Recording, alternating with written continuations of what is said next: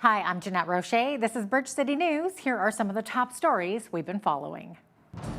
Starting today, the province pulling back on its COVID response, ending isolation requirements and contact tracing. Plus, RCMP called to a southern Alberta campsite where several people are allegedly exposed to a dangerous chemical. And Canada left off the list of countries allowed to visit the UK. Our Deputy Prime Minister reacts. Your nation, your province, your southern Alberta. From the heart of Lethbridge, it's Bridge City News with Jeanette Roche. Thanks for joining us. For the first time in a month, the province's top doctor made an appearance to make a major announcement that Alberta is pulling back on its COVID response. Dr. Dina Hinshaw, Alberta's Chief Medical Officer of Health, says starting today, the province is scrapping isolation requirements for close contacts of positive COVID cases. Also beginning today, contact tracers will no longer call close contacts of those who test positive for the virus. And the province will also no longer be doing asymptomatic testing. And beginning August 16th, if you do test positive, you won't be required to isolate. Instead, you'll just be recommended that you stay home until you feel better. Also on August 16th, masking for transit, taxis, and ride shares will be lifted, and universal masking in schools will not be required this fall. Hinshaw says with a vaccine readily available, the need for extraordinary restrictions used in the past has diminished. Since July 1st, 95% of cases and deaths and 94% of hospitalizations were people who weren't fully immunized.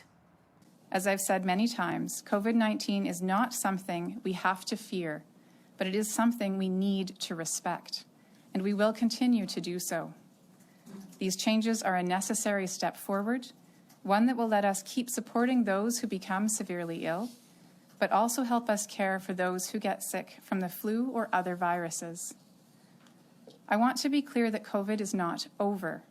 COVID-19 is still a serious virus, and it can have life-threatening consequences. And it is now primarily infecting people who don't have their vaccine, who are the minority of those who are eligible. Over 64% of eligible Albertans are now fully immunized, and more than 75% have had one dose. Now, Alberta did record another 194 cases of COVID-19, the highest daily increase since the first week of June, bringing active cases to 1,334. With Alberta removing almost all of its COVID-19 restrictions, Calgary's mayor is calling it, quote, the height of insanity. But how did the Lethbridge mayor react? As Carson Marzouk explains, the announcement has caused mixed reactions. With the increase of Albertans getting the COVID-19 vaccine, Dr. Dina Hinshaw announced on Wednesday that the Alberta government is going to cut back on the last of the restrictions facing Albertans. Lethbridge Mayor Chris Spearman says the announcement made yesterday is positive, but the community still needs to be diligent. This is our opportunity to continue to support each other and to support businesses in our city. If we do our best to make sure our city is safe, and we do our best to make sure each other are safe, we will have a positive outcome. Opposition NDP leader Rachel Notley says the NDP believes that the rate of immunizations across the province isn't high enough to completely loosen restrictions. Today, 1 in 3 eligible Albertans who you meet are not fully vaccinated.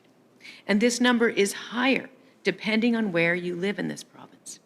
This is concerning. The province will be taking a two-step approach when it comes to loosening restrictions starting on July 29th. Mayor Spearman adds in order to limit a fourth wave, community members need to protect one another by rolling up their sleeves. If we see the numbers continuing to rise at an alarming rate, there may be further restrictions, and that's exactly what we want to avoid.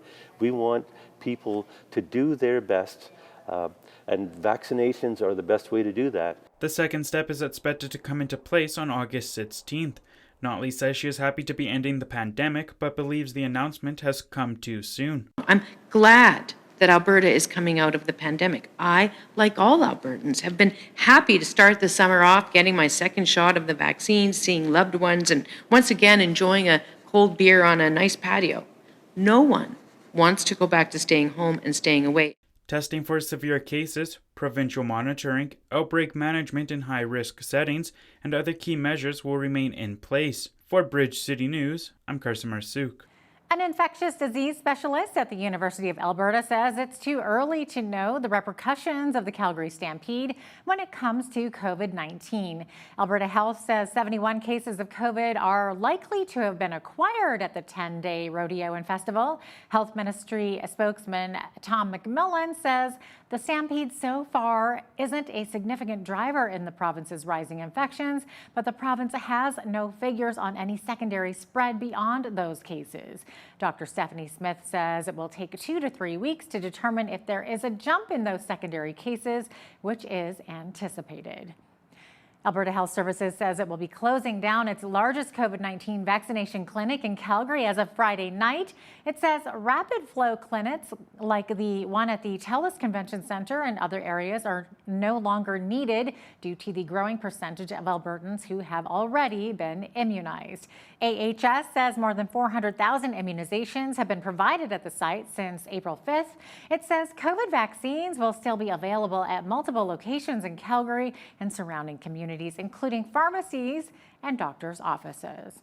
The Lethbridge 2020 Alberta Summer Games were forced to be canceled due to the pandemic. Around 3,000 people were set to compete in the 14 sports over the 4-day event. It has resulted in $250,000 being given out to not-for-profit sport and cultural organizations around Lethbridge. Games manager Steve Dudas says this money is important to help out during this tough time. The uncertainty of what's going on right now and stuff, when we made the decision back in January, February of just completely canceling it, and looking back now, it was the right decision. It was pretty upsetting. It was sad. There was a lot of people that really wanted to make it happen. Then there was others that just, this isn't going to work. Knowing that we have this kind of money available now to, give to groups is fantastic. And we're looking for any sport. It doesn't have to just be summer sports. It could be other sports. The deadline to apply for the funding is September 30th. It's not necessarily a title Lethbridge should be proud of. Stats Canada has ranked Lethbridge as at the top of the Crime Severity Index for 2020. Well, Bridge City News had the opportunity to sit down with mayoral candidate Stephen Mogden to get his take on the crime in our city. I think that the same Crime Severity Index report that was just released also shows that things are improving in Lethbridge in terms of benchmarking us from this year compared to last year, and then looking forward, we need to assess what the effect of bringing in a new police chief and having him get his legs under him and the department working as he wants it to be working, the effect that that's going to have as well. But greater than that, Hal, I think we need to make sure that we are making a serious attempt to provide support for people in our community. We have a lot of people that struggle with various issues, and crime tends to stem from those issues, the mental health issues, the addictions issues. That's really why those crime activities take place. Catch the full interview with mayoral candidate Stephen Mogden, NBCN's Hal Roberts, following the business news.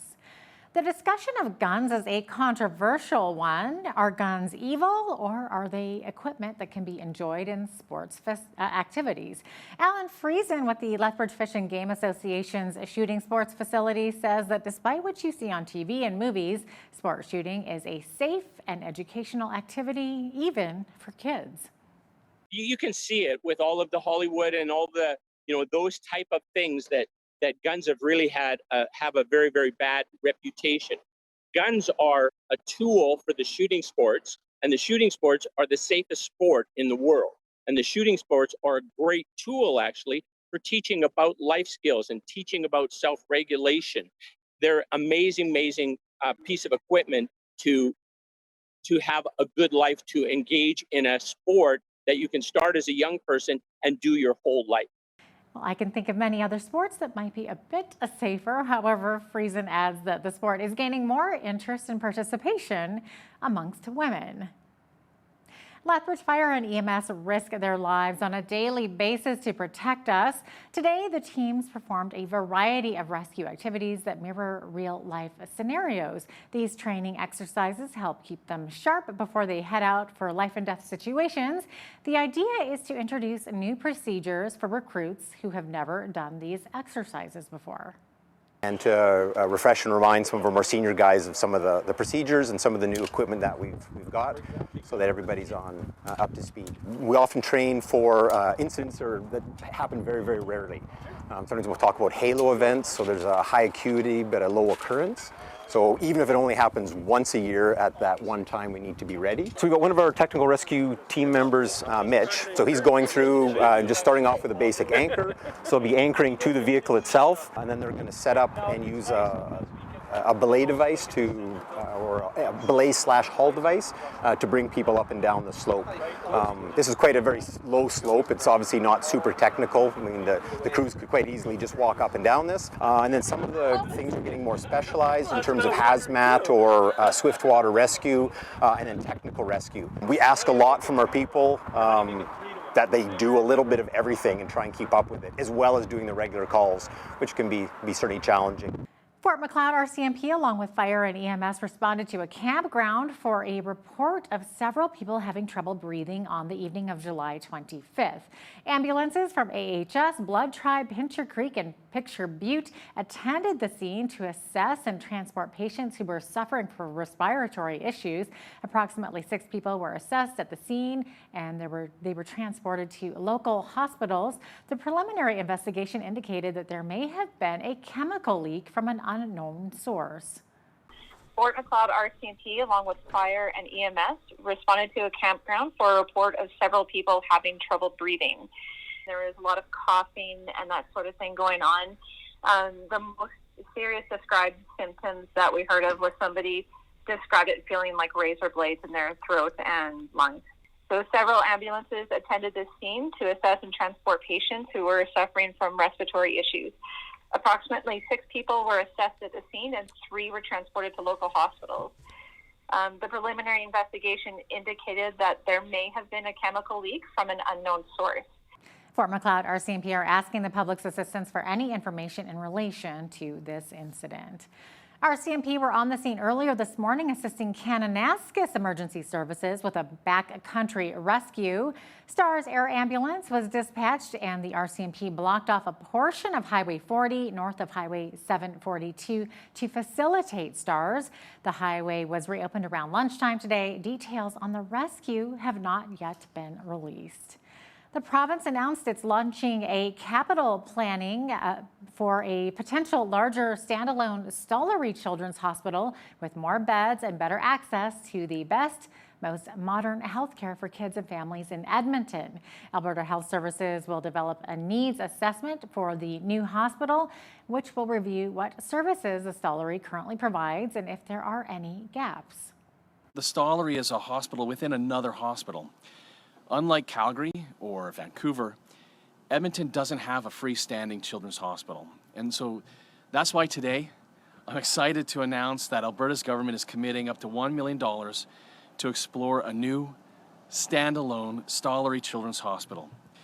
And with a matching $1 million from the Stollery Children's Hospital Foundation, we will immediately start the capital planning process.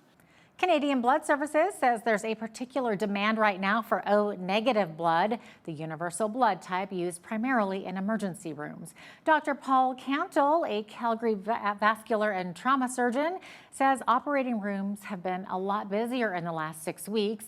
Experts say it's not surprising to see Canada's demand for blood to increase as people go out more in the summer, drive more on highways, and spend more time in physical activity, especially since several provinces have started lifting COVID-19 restrictions, most notably, of course, Alberta, British Columbia, and Saskatchewan.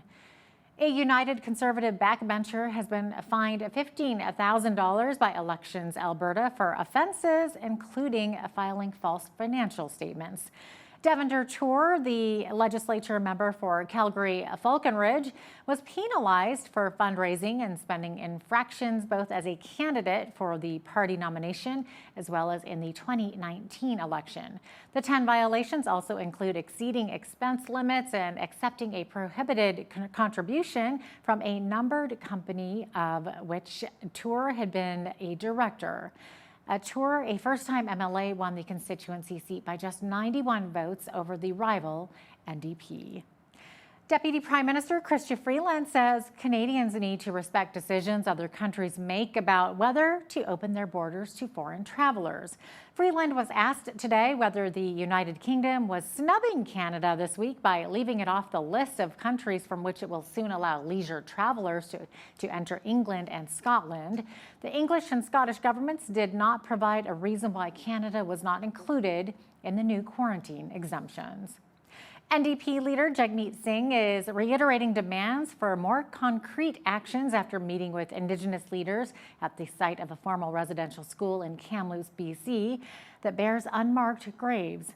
Singh says Prime Minister Justin Trudeau must make good on his 6-year-old pledge to fulfill all 94 calls to action from the Truth and Reconciliation Commission. People have said it's not good enough for us to mourn. We have to mourn and we need to mourn, but it is not good enough to just show symbolically that we care. We have to do something to make this right. And a big part of this tour is to make that commitment. We have to get this right.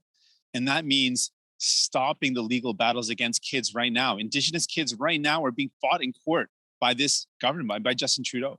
Kids who have been found to be willfully and recklessly discriminated. This finding was made by the Canadian Human Rights Tribunal. The fact that despite this finding, Justin Trudeau is fighting these kids in court is continuing the same legacy of discrimination that happened in this very school. Manitoba Justice says a decade-old sexual abuse investigation at a northern residential school must satisfy 2 criteria before any charges can be laid. A department spokesperson says there must be sufficient evidence to support a reasonable likelihood of conviction, and charges must be in the public interest. Manitoba's Southern Chiefs organization is calling on the RCMP to open criminal investigations into all residential schools in Canada. The call comes after Manitoba RCMP revealed that they have been investigating allegations of sexual abuse at the Fort Alexander residential school northeast of Winnipeg for more than a decade. The Liberal government is laying out a blueprint for cracking down on harmful online materials posted to platforms such as Facebook and YouTube. Under the proposed rules, a digital safety commissioner would help enforce a new regime that requires social media companies to weed out child pornography, terrorist content, hate speech, and other harmful posts. The penalty for violations would range from up to 5% of the platform's gross global revenue, or $25 million, whichever is higher, based on Facebook's total revenues last year. Such a fine would amount to as much as $5.4 billion. And at the Olympics, Maud Sharon is Canada's 2nd gold medalist at the Tokyo Games. She was victorious in the women's 64-kilogram weightlifting competition. Sharon's title came a day after Canada's Maggie McNeil won gold in swimming.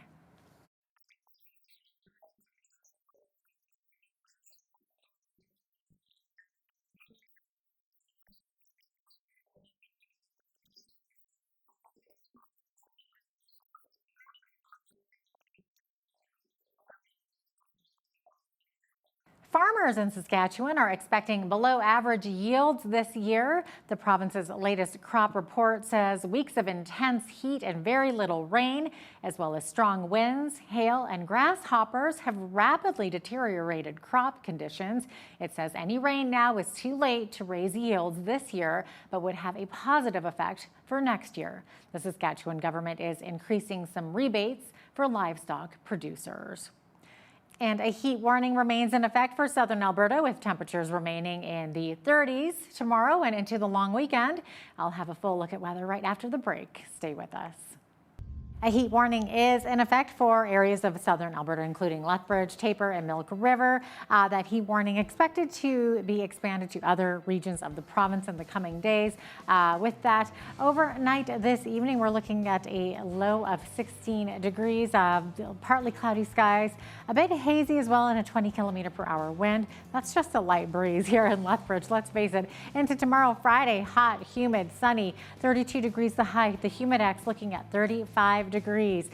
Continuing that heat into the long weekend here. Saturday, sunshine, 31 degrees, 31 for Sunday. 30 for Monday with a mix of sun and cloud, and into next Tuesday and Wednesday we're looking at 29 and 28 degrees. We could also see a slight chance of showers coming up on Monday and Tuesday evening, so we'll have to keep an eye on that as well. Average high for this time of year, 26 degrees, well above that these days. 11 degrees is our average low. 37 was our high temperature though back in 2007, and on this day back in 1963 it was a chilly 4 degrees. That is very chilly for July. Sun rose this morning at 5:58 a.m. and our sunset this evening at 9:18 p.m. Still more than 15 hours of daylight. Not too bad. It's still summer, guys. I'm pretty excited about that, and a long weekend as well. Lots of sunshine on the south coast here. Victoria's high 30, 28 the high for Vancouver. Hot and humid conditions. Edmonton looking at 29 degrees. Slight chance of showers early in the morning and then haze. 27 degrees tomorrow in Calgary with sunshine. Also some hazy conditions there. Haze also continuing in the rest of the prairie cities with sunshine. Saskatoon 29 degrees. 30 degrees in Regina. Should be a bit hazy there. 20-kilometer-per-hour winds in those cities as well. Winnipeg looking at 30 degrees tomorrow with a chance of showers and also a risk of a thunderstorm as well. Mix of sun and cloud over in Toronto tomorrow. 18 degrees the high. 18 for Ottawa with a chance of rain as well. A chance of showers expected tomorrow. And early in the day, Montreal as well with a high of 19 degrees. As we look to the east coast here, Fredericton, going to be seeing significant rainfall, up to 20 millimeters there. Risk of a thunderstorm as well. 18 degrees the high. Risk of thunder showers in the afternoon for Halifax, 19 degrees, and lots of rain as well. Several millimeters of rain expected tomorrow in Charlottetown as well, with 60% chance of showers as well, and a chance of that thunder shower. 20 degrees the high, 24 the high in St. John's, Newfoundland, with partly cloudy skies. So there you have it. That is your forecast. Today's weather is brought to you, rain or shine, by the Gym in the North. Top-notch equipment and customized classes in Lethbridge's North End. Suncor Energy has cut its production guidance this year for its Fort Hills oil sands mine in northern Alberta. It's now projecting production of between 45 and 55,000 barrels per day, down from the previous 65 to 85,000 barrels per day. The Calgary-based company also increased its guidance for operating costs per barrel at Alberta's newest oil sands mine to $37 to $42 per barrel from a previous $25 to $29. Suncor released its second quarter results late yesterday, showing it swung to an $868 million profit on increased oil output a year after demand for transportation fuel plummeted due to the pandemic. That was up from a loss of $614 million a year earlier. In a related story, Cenovus Energy is reporting a $224 million net profit in its second quarter, compared with a loss of $235 million a year earlier. The Calgary-based oil producer says revenues surged to $10.58 billion, 5 times higher than the same quarter last year, and beating analysts' estimates of $9.78 billion. Cenovus says its large recovery in sales was due to its takeover of rival Husky Energy and improved market conditions since the onset of the COVID-19 pandemic. Total production was up 65%, leading Cenovus to increase its production guidance for 2021 by 2%, with total capital expenditures to remain unchanged. Now here's a look at today's markets. The TSX was up 81 points to 20,311. The Dow was up 153 points to 35,084. The S&P 500 was up 18 points to 4,419. The Nasdaq was up 15 points to 14,778. West Texas Intermediate Oil was up $1 to $73.39 US per barrel. Natural gas was up 9 cents to $4.06 US. Gold was down 1 cent to 18.28 US an ounce. Silver finished even today at 25.51 US an ounce. Wheat is at $400 per metric ton. Barley is at $400. Canola is at $880. Corn is at $435 per metric ton. Live cattle were down 58 cents to $122.50. Feeder cattle were down $1.68 to $158.50. Lean hogs were up 60 cents to $106.30. And the Canadian dollar was down slightly over the past 24 hours to finish at 80.33 US.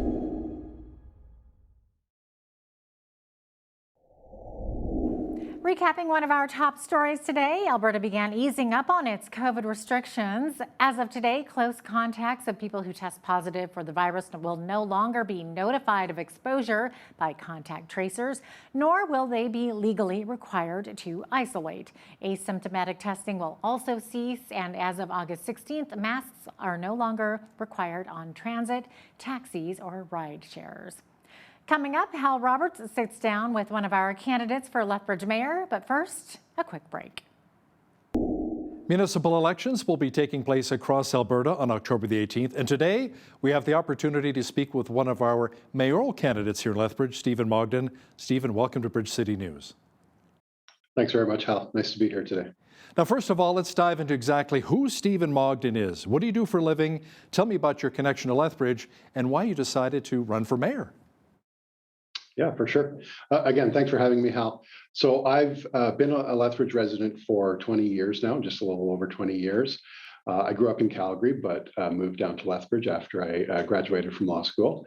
I am married, have been for almost 24 years. We have two sons, one of whom is over 18. I'm a lawyer, so I've been practicing here in Lethbridge ever since I came to Lethbridge with Stringham Law, was previously Stringham Denicky. People might know that name. But yeah, I've been with the firm the whole time. I've been a partner here for more than 10 years. So that's what I do in my day job. The nice thing about being a lawyer here in town is that it affords you the ability to do some other things as well. And so I've always taken advantage of that and served my community on various boards. Currently, I'm sitting on the YMCA board and have been a past chair of that and been involved with that for going on about 6 years now. Previously, president of the Chamber of Commerce. I've been on the board for the Downtown Business Revitalization Zone for 2 terms, so 6 years altogether. I've been involved with the John Howard Society and with the Lethbridge Economic Recovery Task Force that Economic Development Lethbridge put together. So I've always been involved in my community and supporting my community and things that I think are important. And so that's probably the biggest reason that I wanted to run, was that serving in that capacity as mayor of Lethbridge would be kind of the biggest stage for me to be able to do that, to help my community. And I think it's going to be important. Now, Stephen, you say you want to bring a positive and collaborative approach when it comes to leadership here in the city. Can you give an example of what you see as divisive leadership versus positive leadership? Absolutely, Hal. So we don't really have to look very far to see an example of a divisive leadership situation on council. Really, the past 4 years, the past term of council has seen a lot of division, a lot of acrimony, a lot of personal attacks. And I think that's really unfortunate and something that people look at and wonder why that should be happening. And that's bad enough. But really, the bigger problem with that is that it prevents decisions from being made in a manner that best reflects the community. Now, I'm not saying that council should at all times be, in unanimity or have a full consensus on anything. There's always room for healthy debate. You'll always see that in any group of people. But when it comes to making decisions, what we've seen over the past is people forming into camps here on council and really getting entrenched and failing to continue listening to other ideas. And ultimately, that results in poorer decisions for our community. And well, that'll bring a long-term negative effect to us. So that's something where we need to work on that and be a lot more collaborative as we move forward on council. Now, most people agree, Stephen, that there's a real need to help those struggling with addiction and homelessness here in our city. We still have the opioid crisis. Now, the supervised consumption site was a very divisive topic here in our city, with people strongly in favor and as well a lot of business owners strongly opposed. Where do you stand? Absolutely. Well, with that supervised consumption site, there were some problems with how it was run. Its location might have been chosen a little better. That being said, I don't want to cast too much blame on previous decisions for that, because something had to happen fairly quickly with that. A lot of people tend to forget that we were dealing with a fairly unprecedented problem in terms of the opioid crisis hitting Lethbridge, and so something had to be done. Sometimes we'll see mistakes in execution when that takes place, but there needed to be something taking place and something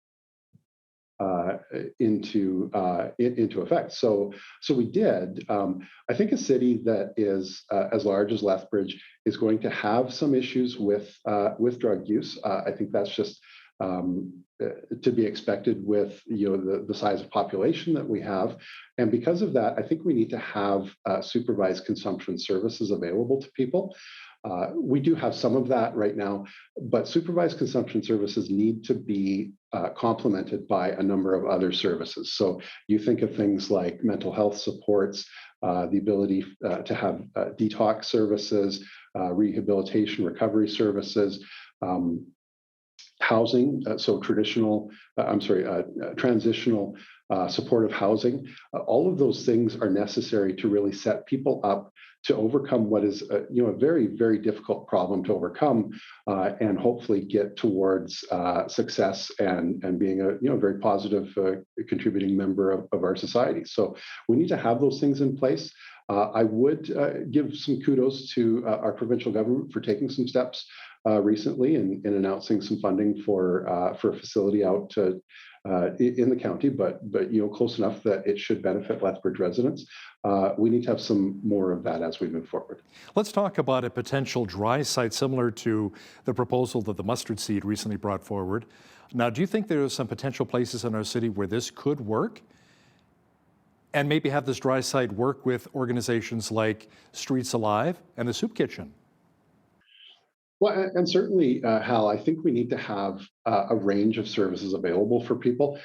Some people will not find a lot of success with a dry site, but some people will. And that can fill a definite need for people. So I think we need to look at having those things in place. I think we need to make sure that we are locating those carefully and going about it in a very deliberative and collaborative manner. It's something where we need to make sure that we are engaging our community, engaging our community leaders to find suitable sites, having a dialogue with people that are going to be affected by that site, whether it's a neighbor, whether it's somebody that is in the area for services or what have you. We need to make sure that that's something that's not just sort of dropped on a location. And part of that is having a broader conversation with the community so that the rest of the community understands why it's being chosen for wherever it's being suggested for, what the benefits are and what the drawbacks are. I mean, you tend to see people leap to conclusions about what a site, whether it's a dry site or not, what a site like that is going to bring with it. And in some cases, that just really sort of clouds the discussion and prevents having some success in finding a place that's going to work for the community. Stephen, Stats Canada says when it comes to crime severity index, it's really not good news for Lethbridge. We're number one, especially when it comes to petty crime. Explain your vision as potential mayor for our city on cutting down on crime. For sure, always a difficult subject to crack. That being said, I think that the same crime severity index report that was just released also shows that things are improving in Lethbridge in terms of benchmarking us from this year compared to last year, and then looking forward. we need to assess what the effect of bringing in a new police chief and having him get his legs under him and the department working as he wants it to be working, the effect that that's going to have as well. But greater than that, Hal, I think we need to make sure that we are making a serious attempt to provide support for people in our community. We have a lot of people that struggle with various issues, and crime tends to stem from those issues, the mental health issues, the addictions issues. That's really why those crime activities take place. Now let's talk about the $1 million that was cut from the Lethbridge police budget. Would you put $1 million back in to help Chief Shaheen Medizadeh and his officers keep our streets safe? I think it's something that we need to constantly have a discussion about. Policing is a very large budget item in any city, and Lethbridge is no different than that. As we move forward, we need to make sure that we are addressing what the department needs when they need it. Whether that means that we're replacing some or all of that $1 million budget, that's a decision that the council is going to have to come up with. It's not something that I can say right at this point that will definitely be needed or not. But as we move forward, we're going to have to look at where our police funding is going and where it's come from. The reality is, if you cut $1 million out of a budget, that's going to have some impacts. So we need to look at what that looks like as we move forward. Let's talk about a potential third bridge for the west side over the Old Man River. Lethbridge Mayor Chris Spearman says because all of it's in Lethbridge, none of it's on provincial land, 13% property tax increase. Alberta, Lethbridge residents will have to foot the bill for the entire bridge. What are your thoughts on that? Do we need a third bridge here in Lethbridge, in the city? We may. And I'm sorry to be, I don't know if you would call that evasive or not, but I think what we really need to do, Hal, is take a look at what are the costs, what are the traffic flows. I mean, does it make sense for us to have that now? Does it make sense for us to be planning for that in the next 5 years or 10 years? There's a lot of issues at play here, budget issues, growth issues. I tend to think myself that a third bridge would foster growth and would encourage movement between the west side and the south side. And I think by itself, that is ultimately a good thing, but it has to make sense for us economically. We need to make sure that, are we able to get grants to go towards that from the different orders of government? If so, maybe that is something that we can look at putting in place sooner rather than later. Eventually, we'll need it. I mean, it's just that simple. Whether we're there yet now, that remains to be seen. You've gone on record saying that inclusion and reconciliation are very important to you, Stephen. Can you share what an inclusive city looks like in your view? Absolutely. So any community is made up of a myriad of people, and they have different abilities and different challenges. And so a community, I think, is ultimately judged on how well it deals with people who face those challenges. And that comes about in various ways, right?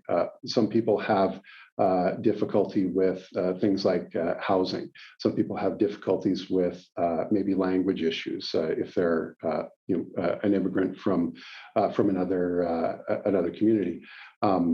Some people may have difficulty in facing a job interview or finding suitable work for their abilities. All of those things are things that we as a community need to look at, making sure that we are bringing those people in as best we can. And the city, I think, can play a key role in supporting organizations that interface with those people and making sure that if you are a Lethbridge resident and you want to be involved, whether it's employment, volunteer activities, whatever the case may be, you have the ability to do that and you don't face additional barriers. Now, some people are saying this election really is a two-horse race between current City Councillor Blaine Higgin and former two-term Councillor Bridget Mearns. How do you respond to that, Stephen? I guess we'll see what happens on October 18th. I guess we will, that's right. Now, when people think of Lethbridge, they not only think of the legendary wind here, but also agriculture. Some say we should not put all of our apples into the ag basket, but diversify like other cities are doing. Outside of agriculture, what other business do you think we should attract to our city to help boost our local economy? Well, so too, Hal, one of which I think is tourism. I think we can be doing a lot more on tourism, sport tourism, and taking advantage of the many great sites that we have in Lethbridge, around Lethbridge, close to Lethbridge. So that's one. Another that you traditionally look at is technology, right? Technology services that don't necessarily need to be located in one place or another. That's something that we can look at trying to attract and foster here in Lethbridge. I mean, we have a great potential that we are, currently realizing on in terms of our role in the agri-food sector, and that's wonderful for Lethbridge, right? Like you say, if you put all your eggs in one basket, you might face some difficulties with that. So I think it is good for any community to diversify its economy. Stephen Mogden is one of the mayoral candidates in Lethbridge, and he's hoping for your vote on October the 18th. Stephen, thanks so much for your time today. Thanks very much, Al. Always a pleasure. Far too many people have suffered sexual abuse, and it remains a difficult thing to talk about with others. Recovery from abuse is difficult, but some individuals do seem to be able to recover. Today's guest knows what this is all about. We are joined by Cora Jean Blaylock, who now helps other women find freedom from the trauma of sexual abuse and is the author of Moving from Violated to a Victory. Welcome to Bridge City News, Cora Jean. So great to have you on today. Thank you, Jeanette. I just feel so privileged and honored to be here. Oh, thank you. Thank you. That's amazing. Now, Cora Jean, can you maybe share a little bit about your personal story, your personal journey as a child of abuse? Sure. Being born into a family, a home life that where sexual abuse was an issue, a pedophile for a father, and a mom who wasn't trained well. Her mother had abandoned her, and she just didn't know how to deal with it. And so what she chose to do was sort of hide and deny. So of course that's the perfect storm, right? So it just lets the issue keep going. So it carried on until my father was killed in a car accident when I was 11. Wow. So you have experienced some hurt, and you've also experienced some healing, and you suggest that healing involves both physical and spiritual wholeness in your book. So how so? Maybe talk a little bit about that. Healing is definitely possible. We serve a God who describes himself as Jehovah Rapha, God our physician. So he's wanting to heal us. We know he's the same yesterday, today, and tomorrow. So whatever we find in God's word that talks about healing, we can hold on to those words and we can apply them to our lives, and we can walk into victory. I wish that it was a magic wand and that it could happen, overnight.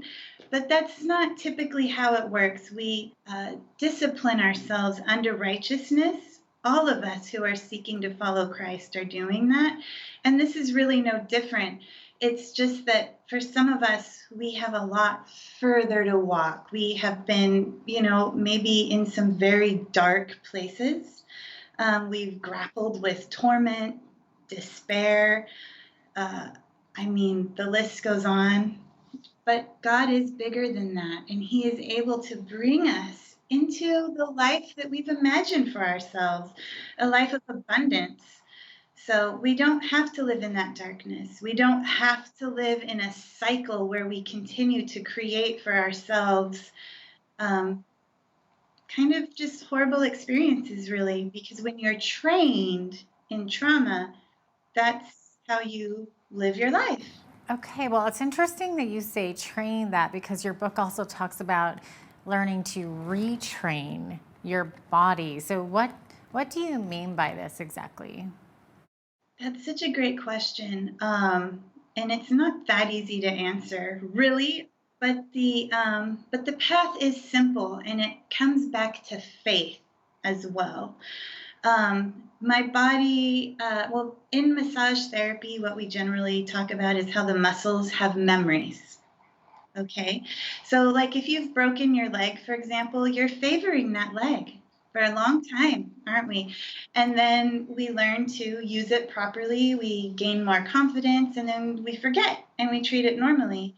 But when we've been maligned, physically in abuse, any type of abuse really, but because we're talking about sexual abuse, that typically has to do with our reproductive organs, and that area in the body in general. And I'm not suggesting we go in and touch that space specifically, because we still want to honor the body and reverence it and maintain our privacy and dignity. But the upper legs, for example, carry a lot of energy from the reproductive area. And to go in and touch that space, to bring awareness to it, forgiveness, to intentionally say, I have been hurt here, and I am going to bring nurturing. I'm going to bring comfort. And so often these areas are ignored. We just say, well, I've dealt with it, emotionally and mentally, so I must be fine. But the problem is, let yourself get married and allow your husband to touch you, and bam, you can go right back to that place. Flashback. It comes back to you. And the gut, the Chinese have long called our stomachs our emotional brain. And that area also requires retraining. Yeah. Now, you mentioned that you were around 11 years old when this stopped. So what happened after that? How long was it before you were able to heal? Did your mother help you after that? And were you able to get the help that you need, or did that come much later in life? Well, my family did their best. My mom, she left, and we lived with my father's mom and dad. And all I'm going to say about them is they did their best. Yeah. But they weren't prepared to deal with this stuff. Right. We're talking about the 80s. Nobody really was, at least not in the circles we were in. But I did have some really good help around the time I was 20. A lady by the name of Charlene Hansen. She actually runs a program called Women of Courage. She taught me how to pray. She taught me how to apply God's word to my life and to believe it. And that has made all the difference for me. I never found much help in counseling, to be honest. Talking about it is very important. To share your story, that's a very important first step, breaking the silence. But once you get there, you need a program, you need something to apply to your life to change it, a teaching, in other words. Yeah. So. And I think when it comes to that type of abuse, maybe spiritual healing might be the only way to really break through that. I don't know. I can't speak from experience. Only you can, Cora Jean. And I'm really just so sorry that anything like that happened to you. Oh, Jeanette, you're so right on. Spiritual healing is paramount. We need God. We need him to come in, because when, he breaks the chains. And without that, even the physical healing isn't going to do it for us. It's mind, body, spirit. It's our hearts, it's our souls, the whole thing. They talk about the first 5 years being the most important formative years of your life, right? You have to go back and retrain all that, and it does. It's the Spirit of God who really does the work for us. Now, Cora Jean, why is there confusion that surrounds recovering memories of sexual abuse? Do you have to dig all of that up in order to heal, or why not just let those memories of the past stay buried? Yeah, I think that retrieving your memory is very important. but I don't think it's vital to remember everything. I think that it's really difficult to believe ourselves, and it can be very difficult to break the silence, to talk about it to others, because it is a horrible thing that nobody wants to believe has happened. And they don't want to believe that anyone they know would do that, and especially if it's within your own family. Um, and there's a code of silence. There's this unspoken hush command that wants to keep us silent. And even if the abuse is not happening, still they don't want anyone to talk about it, you know. But really and truly, the only way to gain freedom is to talk about it. And we know that where the Spirit of the Lord is, there is freedom. God's word has told us that what has been whispered will be shouted from rooftops. God already knows. That is the most comforting thing that ever came to me in the area of memories and dealing with this, because it's very shameful when you're the victim, even though you are the victim. Like, it's not my fault at all, yet I have to carry this load of shame. But God already knows. He already knows it all. He remembers everything. It hasn't passed by him. It hasn't slipped by. And so when we bring truth, when we trust God to help us bring truth, he says in the Psalms, "Surely I desire truth in the inward parts." We need truth. We need truth for health. I mean, I think we know that, you know, in our own experience, even in our personal relationships, if there's a lie standing between myself and someone else, however little, it's going to cause a problem. And this is a big lie if we don't bring it out and trust God and begin to trust ourselves, and the Holy Spirit will help us remember what we need to know. But let us not get caught up on remembering everything or convincing people, because some people are going to not believe and misunderstand you regardless of what you do. Wow. Did you ever within yourself learn to forgive your father for doing, like, and is that part of the healing? Do you have to forgive them? Jeanette, thank you for asking me that. I love forgiveness. There is so much freedom in forgiveness. There's so much magnificence in forgiveness. Forgiveness is not saying what you did is okay, so I'm going to forget about it. Forgiveness isn't even really for the perpetrator. Forgiveness is a gift to me.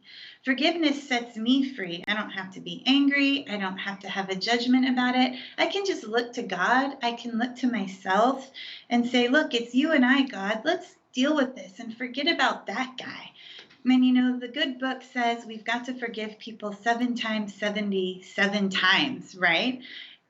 What I've learned is the reality is sometimes you have to forgive that many times for the same act. And that could be anything that hurts us, right?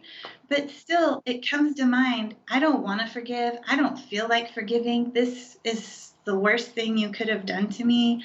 So I'm not going to forgive you. You deserve for me to hate you. But we're not talking about what people deserve. We're talking about a supernatural empowering from God himself, who has said, I will help you forgive. You're not going to feel like it at first. I didn't feel like it. Some days I still don't feel like it. But then I say, God, you know, I surrender to you. Your way is best. Help me. Change my heart. Give me the desire. And with my will, I can forgive, even if I don't forgive with my feelings. Mm-hmm. I know, Cora Jean, how did you bridge that gap between an earthly father and what he did to you with the heavenly Father? Well, I have been blessed with a really great church family. And so I would be remiss if I didn't mention that I've seen many examples of really spectacular earthly fathers. But some people don't have that opportunity.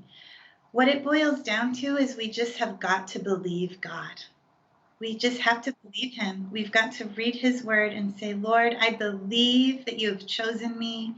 I believe that all your thoughts toward me are good. I believe that you didn't let this happen, that you didn't want this to happen. But we live in a fallen world where people have free will. And without free will, relationships are meaningless. We're robots. But we have to deal with each other. We have to deal with each other's weaknesses and faults. And a lot of times those things are played out on one another. So we put our trust in God and we say, Lord, I believe you. Mm-hmm. Now, I know there are, of course, viewers who have experienced sexual abuse. So what message would you like to leave with them, Cora Jean? Don't give up. Never, never give up. And trust God and read your Bible. And I'm standing in a field of victory. I have more than I could have imagined right now. God cares about you. His eye is on the sparrow, and he wants to see you walk in wholeness. Just don't give up. Yeah, that's a good message and words of wisdom as well. Thanks so much for being with us today, Cora Jean. We really appreciate you sharing your story with us. Jeanette, I can't thank you enough. Of course. Cora Jean Blaylock is the author of Moving from Violated to Victory, available at www.gutsandvictory.com. I'm Jeanette Roche on behalf of all of us here at Bridge City News. Thanks for watching.